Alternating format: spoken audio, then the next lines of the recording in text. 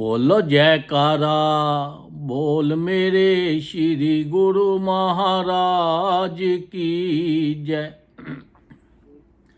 सौभाग्यशाली प्रेमी गुरुमुखों, हमें ज़्यादा से ज़्यादा भजन करना चाहिए, सिमरन करना चाहिए, नाम जपना चाहिए, ताकि हमारा ये जो मनुष्य शरीर हमें मिला है इससे पूरा पूरा लाभ लें और जिस मकसद के लिए मिला है वो मकसद पूरा हो जाए। जब नाम हम सिमरन जपें तो हमें शोर मचा के नहीं जपना, ये हमारे श्वासों के साथ चलता है, क्योंकि शब्द और सुरत ये दोनों को एक मिलाना है। शब्द क्या है? नाम, और सुरत है हमारी आत्मा। ये श्वासों के साथ नाम जपना है और फिर नाम जप के हमें इसका ज़्यादा विख्यान नहीं करना, ज़्यादा लोगों से नहीं बताना कि देखो जी मैं तो भजन बहुत ज़्यादा करता हूँ, और ना ही हमारे मन में कोई घमंड आना चाहिए कि भैया मैं तो बहुत भजन करता हूँ, तुम तो करते नहीं हो, वो तो करता नहीं है, मैं बहुत करता हूँ। ऐसा नहीं आना चाहिए, क्योंकि जब ऐसा आता है तो हमारा जो भजन किया होता है, जो हमारी भक्ति है वो और घट जाती है, क्षीण हो जाती है। तो ये जो है ये बिल्कुल श्वासों के साथ भजन करें और अपने अंदर मस्त रहे और किसी को ज़्यादा इसके बारे में ना बताएं, क्योंकि ये जो भजन होता है, कहते हैं भजन, भोजन और नारी तीनों पर्दे के अधिकारी। ये तीनों पर्दे के अंदर रहे तो अच्छा होता है, भोजन भी, भजन भी और औरतें भी। तो ये देखो कुदरत ने हमारे लिए इतनी सोचा कि देखो इनको इतने ये बढ़िया संसार बनाया, इसके भी सुख देने हैं और साथ में भजन भी करना है। और ये जो शरीर है इसकी कोई गारंटी नहीं है कि ये कितने टाइम तक रहेगा। अगर हम सोचें कि आज नहीं तो कल कर लेंगे, बुढ़ापे में कर लेंगे, तो इसकी कोई गारंटी नहीं है। ये जो भी हमें मिला है ये हमें ज़्यादा से ज़्यादा इसका लाभ लेना है और समय को ख़राब नहीं करना। अब एक भगत था, वो बहुत भजन करता था और सबको जाके सुनाता था कि भैया मैं बहुत भजन करता हूँ, मैं बहुत भजन करता हूँ। और उसको अपने मन में इतना घमंड आ गया कि ज़रूरत से ज़्यादा। एक बार गुरु महाराज जी के पास गया और जाके बोलने लगा कि मैं तो बहुत ज़्यादा भजन करता हूँ, सुबह भी, शाम भी, रात भी, दोपहर भी, मेरे से ज़्यादा कोई नहीं भजन करता। आपका कोई ऐसा चेला है जो इससे भी ज़्यादा करता हो? श्री गुरु महाराज मुस्कुरा के चुप रहे। फिर उसको बुलाया, कहने लगे चला जा, तुझे लेके चले थोड़ा सा बाग में। जंगल में गए तो वहाँ एक पक्षी था बैठा हुआ, वो भजन कर रहा था। तो उन्होंने कहा ये पक्षी को देख। जब पक्षी को देखा तो कहते हैं कि कुछ आवाज़ तो आ रही है बस, और उससे उन्होंने अपनी ताकत दी और कहने लगे अब इससे तू बात कर, अब ये तेरे से बात भी करेगा। क्योंकि संत महापुरुष तो साक्षात भगवान का रूप होते हैं, वो तो कुछ भी कर सकते हैं, वो कुछ भी हो सकता है, देते हैं हर इंसान के ऊपर, हर जीव के ऊपर उनकी दया दृष्टि रहती है। ज़रूरी नहीं है कि इंसानों के ऊपर ही रहे, पशु हो, पक्षी हो, कोई भी हो, कैसा भी हो, सबके ऊपर उनकी दया दृष्टि बनी रहती है। तो जब उससे पूछा कि भाई आप कितना भजन करते हो, तो वो कहने लगा कि मेरा पहले एक काम करो। पक्षी ने बोला मेरा एक काम करो, तब मैं आपको बता सकता हूँ मैं कितना भजन करता हूँ। उन्होंने बोला बोलो भाई क्या है? कहता है कि वो सामने जो है ना वो दूर तालाब है, वहाँ से मुझे पानी ला दो, तालाब को इधर ले आओ तो मैं आपको बताऊं। उन्होंने पूछा कि ये इसका मतलब क्या है? उन्होंने पक्षी ने बताया कि देखो जब मैं दाना चुगता हूँ, दाना ढूंढने के लिए जाता हूँ, पानी पीने के लिए जाता हूँ, तो मेरा भजन खराब होता है, मेरा टाइम वेस्ट होता है, मैं वो टाइम नहीं खराब करना चाहता। तो जो भगत था वो शर्मिंदा हो गया, वो कहने लगा मैं तो इसके आगे कुछ, ये पक्षी होके इतना भजन करता है तो मैं तो इसके आगे कुछ भी नहीं करता। उसका घमंड जो था वो सारा टूट गया और महापुरुषों से माफ़ी मांगने लगा। कहना है, महापुरुषों मुझे माफ़ करो, कृपा करो, मैं तो आज तक बहुत बड़ी गलती में था। तो उन्होंने बताया कि देखो, जितना आप भजन कर कर के दुनिया को बताते हो तो आपकी भक्ति कम होती है।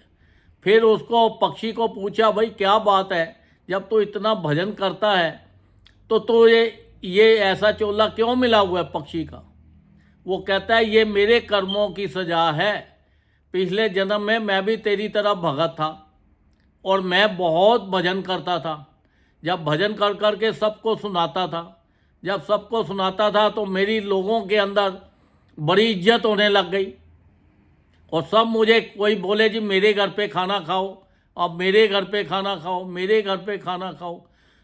जब मैं लोगों के घर पे जाता था तो उनके यहाँ भोजन करता था, तो बस पता नहीं, देखो किसके घर से कैसा भोजन है, आप क्या बता सकते हो कि उसने कैसी कमाई से आपको भोजन खिलाया। तो जो अच्छी कमाई से होता है वो अच्छा होता है। तो जो जैसे जो लोग करते हैं उसके फलों का फल तो होता ही है ना। तो जैसी भी कमाई आदमी करता है उसके कर्म बनते चले जाते हैं, उसकी कमाई वैसी हो जाती है। तो कहता है कि मुझे उसकी वजह से जो ये पक्षी का शरीर मिला। और फिर उन्होंने बोला कि देख, तू इतना जो कर रहा है ये मुझे सजा मिली है, जो मैं सबको जाके अपना सुनाता था और सबके यहाँ से भोजन करता था। तो फिर बाबा जी को पूछा उन्होंने कि महापुरुषों को महाराज ये बताओ कि अब ये इसका कैसा है। उन्होंने बोला कि अब ये पक्षी होके भी बहुत भजन करता है, तो जब ये भजन करता है तो इसके पिछले कर्मों के इसके कर्म ख़त्म कर रहे हैं और जब इसका हाथ पकड़ के तो इसको सीधा सचखंड ले जाएंगे। तो देखो, उनके ऊपर भी संत महापुरुषों की कितनी अपार कृपा थी कि भाई इसके जो कर्म तो उन्होंने काट दिए, जो थोड़े बहुत तो जो हम करते हैं वो भुगतने तो पड़ेंगे। ऐसा नहीं है कि हम बोले कि हमारे 100% कर्म माफ़ हो जाए, ऐसा नहीं हो सकता। तो थोड़े बहुत तो हमें, अगर संत महापुरुषों की शरण में जाते हैं तो थोड़े बहुत तो हमें भोगने ही पड़ेंगे। क्योंकि देखो, जब एक बार ब्रह्मा जी सब सृष्टि रचा रहे थे तो उन्होंने अपना वो शाही उनके पास बच गई, तो उन्होंने बोला भाई क्या करें। तो वो जो शाही थी, उन्होंने, नारद जी ने कहा कि ये संत महापुरुषों को दे दो।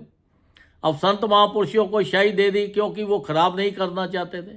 उन्होंने बोला जो भी कर्म कोई करता है, जो भी उसने अच्छे किए या बुरे किए, अगर बुरे कर्मों को काटने के लिए ये संत महापुरुषों के पास पावर है, ये शाही उसकी है कि वो उसके कर्म काट के अच्छे बना सकते हैं, कम कर सकते हैं, उनके पास पावर है।